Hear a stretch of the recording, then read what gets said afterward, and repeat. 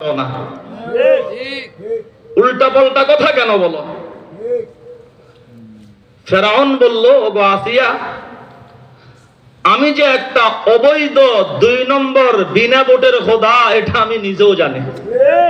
কথা কয় না? এখন সমস্ত মিশরবাসীকে আমাকে মেনে গেছে।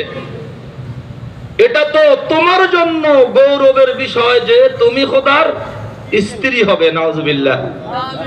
আমার পরবর্তী আসনটা তোমার জন্য রিজার্ভ। এখন তুমি যদি আমাকে খোদা না মানো আর এই কথাটা সমাজে প্রকাশ পায়, আমার মান সম্মান ইজ্জত বলতে কিছু থাকবে না। তুমি কি চাও সমাজে তোমার এই স্বামীটা লজ্জিত হোক?